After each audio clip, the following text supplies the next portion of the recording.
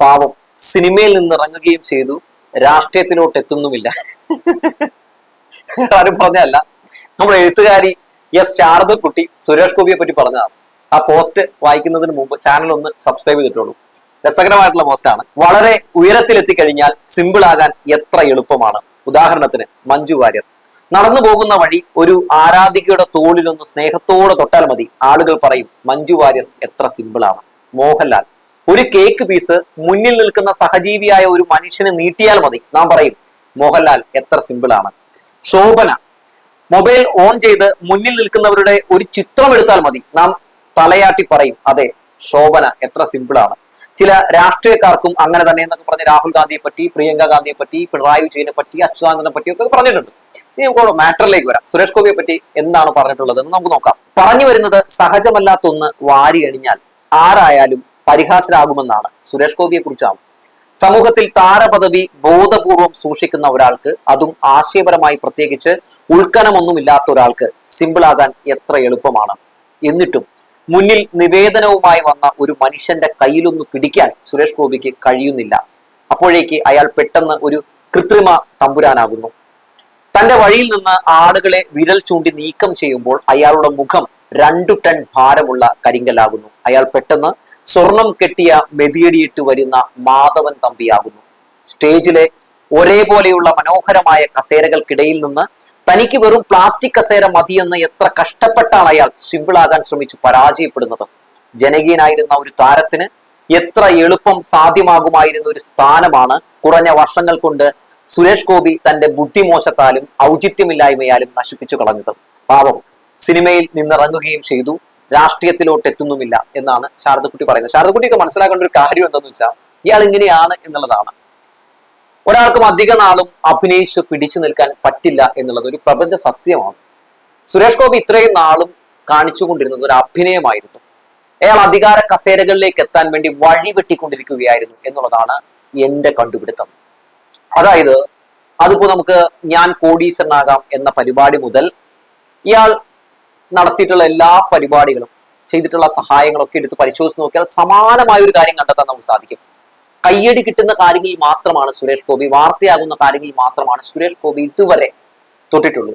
അതായത് എന്നെ ആളുകൾ ശ്രദ്ധിക്കും, എനിക്ക് ഇതുമൂലം ഏതെങ്കിലും രീതിയിലുള്ള ഗുണങ്ങൾ ഉണ്ടാകാൻ സാധ്യതയുണ്ട്, അങ്ങനെ ഉറപ്പുള്ള വിഷയങ്ങളിൽ, ചില സെലക്റ്റീവ് വിഷയങ്ങളിൽ മാത്രം സുരേഷ് ഗോപി ഇടപെട്ടിട്ടുള്ളൂ. നിങ്ങൾക്ക് പരിശോധിച്ച് നോക്കാവുന്നതാണ്. ഈ സുരേഷ് ഗോപിക്ക് അധികാരമില്ലാതിരുന്ന സമയത്ത്, അതായത് രാജ്യസഭ ഈ പറയുന്ന അംഗത്വമൊക്കെ ഉണ്ടായിരുന്ന സമയത്ത്, അതൊക്കെ പോയ സമയത്ത് ഇദ്ദേഹത്തെ കാണാൻ നിരവധി ആളുകൾ ചെല്ലുമ്പോൾ ഇദ്ദേഹം എന്താണ് പറഞ്ഞുകൊണ്ടിരുന്നത്? ഞാനിപ്പോ MP ഒന്നുമല്ല, എനിക്കൊന്നും ചെയ്യാൻ പറ്റില്ല എന്നാണ് ഇയാൾ പറഞ്ഞുകൊണ്ടിരുന്നത്. അപ്പോ ഇപ്പൊ എന്താണ് സംഭവിച്ചിട്ടുള്ളത്? ഇപ്പൊ സുരേഷ് ഗോപി എന്ന് പറയുന്ന വ്യക്തിയുടെ യഥാർത്ഥ കപടമുഖം കൂടുതൽ ആളുകൾ തിരിച്ചറിയുന്നു എന്നുള്ളതാണ്. ഇയാൾ സത്യം പറഞ്ഞിട്ടുണ്ടെങ്കിൽ ഒരു വലിയ ഒരു രാഷ്ട്രീയത്തിലെ തന്നെ ഒരു അഭിനേതാവ് എന്ന് പറയാതെ വയ്യ. നമ്മളൊക്കെ ചിലപ്പോഴൊക്കെ രാഷ്ട്രീയക്കാരെ വിമർശിക്കാൻ വേണ്ടി ചിലപ്പോൾ പറയാറുണ്ട്, ഇലക്ഷൻ എടുക്കാൻ നേരത്തെ കണ്ട അഭിനയിച്ചൊക്കെ രംഗത്തേക്ക് വരുന്നുണ്ട്, അല്ലെങ്കിൽ എന്തെങ്കിലുമൊക്കെ ചെയ്യണ കാണാൻ നേരത്തെ ഇലക്ഷൻ എടുത്തിട്ടുണ്ടെന്നൊക്കെ പറയാറുണ്ട്. അവരെയൊക്കെ വെല്ലുവിളി മുതൽ ഒന്നുമല്ല മൂപ്പരുടെ മുമ്പിൽ എന്നാണ് എനിക്ക് പറയാനുള്ളത്. ഇപ്പൊ തന്നെ തദ്ദേശ തെരഞ്ഞെടുപ്പുമായിട്ട് ബന്ധപ്പെട്ടുകൊണ്ട് കലിങ്ക് എന്ന് പറഞ്ഞൊരു പരിപാടിയായിട്ട് രംഗത്തേക്ക് വന്നിരിക്കുകയാണ്. ഇത് ആ തെരഞ്ഞെടുപ്പ് മുന്നിൽ കണ്ടുകൊണ്ടാണെന്ന് ആർക്കാണ് അറിയാത്തത്. അപ്പൊ കലിങ്കിന് മുമ്പിൽ വന്ന് അതിന്റെ മുകളിൽ കയറി നിന്നിട്ട് മൂപ്പർ ഇങ്ങനെ പറയാണ്, നിങ്ങൾ ജനകീയ പ്രശ്നങ്ങളും നിങ്ങളുടെ പ്രശ്നങ്ങളിലൊക്കെ കേട്ട് ഞാൻ പരിഹരിക്കാൻ വേണ്ടി വന്നിട്ടുള്ള ഒരു മനിതനാണ്, അപ്പൊ തുടങ്ങട്ടെ എന്നൊക്കെ പറഞ്ഞ് ഇയാളിങ്ങനെ പല ആളുകളുടെ അടുത്ത് നിന്നൊക്കെ പല പ്രശ്നങ്ങളൊക്കെ കേൾക്കുകയാണ്. ഈ പ്രശ്നങ്ങൾ പറയുന്ന ആളുകൾ ആരൊക്കെയാണ്? ഈ പ്രശ്നങ്ങൾ പറയുന്നത് BJP-ക്കാരാണ്. അവർക്ക് മാത്രമാണ് ഇയാൾ ഉത്തരം കൊടുക്കുന്നുള്ളൂ. അപ്പൊ നേരത്തെ മുൻകൂട്ടി പ്ലാൻ ചെയ്തിട്ട് അവിടെ നടക്കുന്ന പരിപാടിയാണെന്ന് ആർക്കാണ് പറയാൻ പറ്റാത്തത്? അപ്പൊ ആരൊക്കെയാണ് വിമർശിക്കപ്പെടുന്നത്? ഈ പരിപാടിയെ കണ്ടിട്ട്, ഈ നാടകം കണ്ടിട്ട് ഇതൊക്കെ സത്യമാണെന്ന് വിചാരിച്ച് പണി കഴിഞ്ഞു പോകുന്ന ആനന്ദവല്ലി ചേച്ചിയും, അതുപോലെ തന്നെ ഒരു വീട് നന്നാക്കി തരുമെന്നൊക്കെ പ്രതീക്ഷിച്ച് വരുന്ന വേലായുധൻ ചേട്ടനൊക്കെ അറിയാതെ അങ്ങോട്ട് കയറി ചെല്ലുകയാണ്. അവരെന്നിട്ട് ഈ മൈക്കും പിടിച്ചിട്ട്, സാറേ ഇങ്ങനെ ഒരു പ്രശ്നമുണ്ട്, എന്തെങ്കിലും വഴിയുണ്ടോ എന്ന് ചോദിക്കുകയാണ്. അപ്പൊ ഞാൻ നിങ്ങളുടെ ആരാ? ഞാൻ നിങ്ങളുടെ മന്ത്രിയാണോ? ഞാൻ നിങ്ങളുടെ MLA ആണോ? ഇവിടെ MLA ഇല്ലേ? ഞാൻ ഈ രാജ്യത്തിന്റെ മന്ത്രിയാണ് എന്നൊക്കെ പറഞ്ഞ് ഇവരെ ഭയപ്പെടുത്തി ഓടിക്കുകയാണ്. ആരെയാണ് ഈ ഭയപ്പെടുത്തി ഓടിക്കുന്നത്? ഇയാളെ ജയിപ്പിച്ചു വിട്ട ഈ വോട്ടർമാരെയാണ് ഇയാൾ ഇങ്ങനെ ഈ പേടിപ്പിച്ച് വിറപ്പിച്ച് അധിക്ഷേപിക്കുന്നത്. ഇപ്പൊ തന്നെ വേലായുധൻ ചേട്ടൻ ഒരു തെങ്ങ് വീടിന്റെ മുകളിലേക്ക് മറഞ്ഞു വീണ് വീടിന് കേടുപാട് സംഭവിച്ചു. അപ്പൊ അത് പറയാൻ വേണ്ടി വന്നാണ് ആ പാവം. തെറ്റിദ്ധരിക്കപ്പെട്ട് വന്നതാണ്.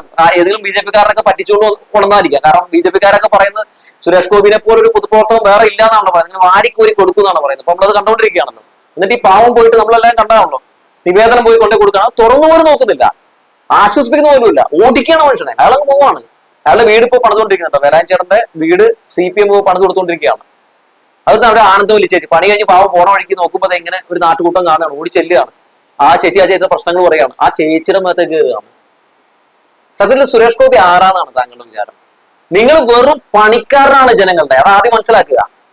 ഈ മൈക്കുകളുടെ മുമ്പിലേക്ക് നിന്ന് എന്റെ പ്രജകൾ എന്ന് പറയുന്നുണ്ടല്ലോ, അതെ, നിങ്ങൾ ഈ രാജാവിന്റെ, ഈ രാജാക്കന്മാരുടെ പ്രജയാണ്. അവരാണ് രാജാവ്, അല്ലാണ്ട് നിങ്ങളല്ല. അവരാണ് നിങ്ങളെ MP ആക്കുന്നതും നിങ്ങളെ കേന്ദ്രത്തിലേക്ക് അയക്കുന്നതും. എന്തിന്? ഇതിന്റെയൊക്കെ പേരിൽ നിങ്ങൾക്ക് പുട്ടടിക്കാനുള്ള പൈസ തരുന്നത് പോലും ഇവിടുത്തെ ജനങ്ങളാണ് എന്നുള്ള കാര്യം മറന്നു പോകരുത്. അവരെ അങ്ങനെ എപ്പോഴും ഗാലറിയിൽ ഇരുത്തിയിട്ട് അങ്ങ് അധിക്ഷേപിച്ച് കളയാം എന്ന് വിചാരിക്കരുത്. ആ ഗാലറിയിൽ ഇരിക്കുന്ന ആളുകൾക്ക് നിങ്ങളതാ ഇതുപോലെ തന്നെ ഇപ്പൊ മാളിക മൂളി കേട്ടിട്ടുണ്ടല്ലോ, ആ മന്നനെ താഴെ ഇറക്കാൻ അവർക്ക് നന്നായിട്ട് അറിയാം. അത് അവർ ചെയ്യുകയും ചെയ്യും. ഇനി സുരേഷ് ഗോപി എന്ന് പറയുന്ന വ്യക്തി ഇപ്പൊ ഈ തദ്ദേശ തെരഞ്ഞെടുപ്പുമായി ബന്ധപ്പെട്ട് കുലുങ്ക് എന്നൊക്കെ പറഞ്ഞ് ഇറങ്ങിയിട്ടുണ്ടല്ലോ, ഒരു കണക്കിന് നല്ലതാണെന്നാണ് ഞാൻ പറയുള്ളൂ. കാരണം ഇദ്ദേഹത്തെയൊക്കെ ശരിക്കും വ്യക്തമായിട്ട് നമുക്ക് മനസ്സിലാക്കാൻ വേണ്ടി ഇത് ഉപകരിക്കും എന്നാണ് എനിക്ക് പറയാനുള്ളത്. സുരേഷ് ഗോപി എന്ന് പറയുന്ന വ്യക്തി ഇലക്ഷനായി പറഞ്ഞിരിക്കുകയാണ്. അവിടെയാണ് നമ്മൾ മനസ്സിലാക്കുന്ന ഒരു കാര്യം. ഇതേപോലെ തന്നെയായിരുന്നില്ലേ ഈ തൃശ്ശൂർ തെരഞ്ഞെടുപ്പിന്റെ സമയത്തും? ഒരു വർഷം മുമ്പ്, എല്ലാം ഒരു വർഷം മുമ്പാണ് അങ്ങ് രംഗത്തേക്ക് വരും. ഇലക്ഷൻ സമയങ്ങൾക്ക് ഒരു വർഷം മുമ്പ് വരും. കുറെ കോമഡിയൊക്കെ കാണിക്കും, കുറെ ഇതുപോലത്തെ ഗിമ്മിക്ക് പരിപാടി കാണിക്കും, വിഷു കൈനീട്ടം കൊടുക്കുക, വിഷു കൈനീട്ടം കൊടുത്തിട്ട് അത് റീൽസ് ആക്കുക, ഇതൊക്കെയാണ് ചെയ്തുകൊണ്ടിരുന്നത്. പക്ഷെ എപ്പോഴൊക്കെ ഇയാള് ഇത്തരത്തിലുള്ള നമ്പറുകൾ കാണിച്ചിട്ടുണ്ടോ അപ്പോഴൊക്കെ പെട്ടിട്ടുണ്ട്. ഇപ്പൊ വിഷു കൈനീട്ടം കൊടുക്കാൻ വേണ്ടി വന്നു, അത് കൊടുത്ത ശേഷം ആൾക്കാർ കാലി തൊട്ട് തമ്പ്രാന്റെ തൊഴുകയാണ്. അത് വലിയ വാർത്തയായി, ഇപ്പൊ പെട്ടു എന്നുള്ള കാര്യം മനസ്സിലായി. അപ്പൊ പുതിയ ഗിമ്മിക്ക് നമ്പർ ആയിട്ട് വന്നു. അപ്പൊ കുറെ PR കമ്പനികളൊക്കെ ഇറക്കിയിട്ട് കുറെ പേജുകളിലൊക്കെ സുരേഷ് ഗോപി പറ്റി വാഴ്ത്തുപാട്ടാണ്. അതൊക്കെ കണ്ട് ആളുകളൊക്കെ തെറ്റിദ്ധരിക്കപ്പെട്ടിരിക്കുകയാണ്. എന്താണ് ആളുകൾ ഈ PR ഏജൻസികളൊക്കെ പറയുന്ന നുണ മൊത്തം കേട്ടിട്ട് സുരേഷ് ഗോപി അത് ചെയ്യും ഇത് ചെയ്യും എന്നൊക്കെ ഓർത്ത് എല്ലാവരും സുരേഷ് ഗോപിയുടെ അടുത്തേക്ക് ചെല്ലുകയാണ്. പക്ഷെ ചെല്ലുന്നോണ്ടൊരു ഗുണമുണ്ട്, ഈ PR വർക്കിൽ കണ്ട സുരേഷ് ഗോപി അല്ല യഥാർത്ഥ സുരേഷ് ഗോപി എന്ന് എല്ലാവർക്കും മനസ്സിലാവുകയാണ്. അതിപ്പോ എല്ലാവരും തിരിച്ചറിഞ്ഞുകൊണ്ടിരിക്കുകയാണ്. ഇനി ഇയാൾ വലിയ നന്മമരാണെന്നല്ലേ പറയുന്നത്. ഇത്രയും മനുഷ്യത്വമുള്ള ഒരാളായിരുന്നുവെങ്കിൽ സ്വാഭാവികമായും ആ വയനാട് മഹാദുരന്തം സംഭവിച്ചപ്പോൾ എത്രയധികം ആളുകളാണ് അവിടെ മരണമടഞ്ഞത്. ഉറ്റവരും ഉടയവരും നഷ്ടപ്പെട്ടു പോയ എത്ര ആളുകളെയാണ് നമ്മൾ കണ്ടത്, അല്ലെ? ഹൃദയം അതിപ്പോഴും ആലോചിക്കുമ്പോൾ വിങ്ങുകയാണ്. ആ ഒരു വിഷയത്തില് നമ്മുടെ ഈ MP-ക്ക്, കേന്ദ്രമന്ത്രിക്ക് എന്താണ് ചെയ്യാൻ കഴിഞ്ഞത്? ഒരു പുണ്ണാക്കം ചെയ്യാൻ കഴിഞ്ഞില്ല എന്നാണ് പറയാനുള്ളത്. ഒന്നും ചെയ്തില്ല ഇയാൾ. മറിച്ചൊരു ഫോട്ടോഷൂട്ട് നടത്തിയങ്ങ് പോയി ഇയാളും നരേന്ദ്രമോദിയൊക്കെ. അങ്ങനെ ഒരു വ്യക്തിയാണ്, നന്മമരമാണ്, എന്തോ വലിയ സംഗതിയാണ് എന്നൊക്കെ പറഞ്ഞ് BJP-ക്കാർ പറഞ്ഞുകൊണ്ട് കിടക്കുന്നത്. ആ വയനാട് ദുരന്തബാധിതരെ പുനരധിവസിപ്പിക്കുന്നതിന് വേണ്ടി വലിയ രീതിയിലുള്ള ശ്രമങ്ങൾ സർക്കാർ നടത്തിയപ്പോൾ ഏതെങ്കിലും ഒരു ഘട്ടത്തിൽ പോട്ടെ, ഇതുമായി ബന്ധപ്പെട്ട് ലോകസഭയിൽ ചർച്ച നടക്കുന്ന സമയത്ത്, പാർലമെന്റിൽ ചർച്ച നടക്കുന്ന സമയത്ത് എന്തെങ്കിലും ഒരു എന്റെ വക കേരളത്തിന്, എന്റെ വക ഈ ദുരന്തബാധിതർക്ക് എന്ന് പറഞ്ഞ് ഇദ്ദേഹത്തിന് കൊടുക്കാൻ കഴിഞ്ഞോ? ഒന്നും കഴിഞ്ഞില്ല. മറിച്ച് എന്താണ് സംഭവിച്ചത്? ഈ ദുരന്തബാധിതരെ അധിക്ഷേപിച്ചുകൊണ്ട്, ഈ ദുരന്തത്തെ പറ്റി പെരുന്നുണകൾ പറഞ്ഞുകൊണ്ട്, കേന്ദ്ര സഹായം നൽകാതിരിക്കാൻ വേണ്ടി കേന്ദ്ര സർക്കാർ പറഞ്ഞ നുണകളുടെ ചുവട് പിടിച്ച് സുരേഷ് ഗോപി നടന്നു. അതല്ലേ നമ്മൾ കണ്ടത്.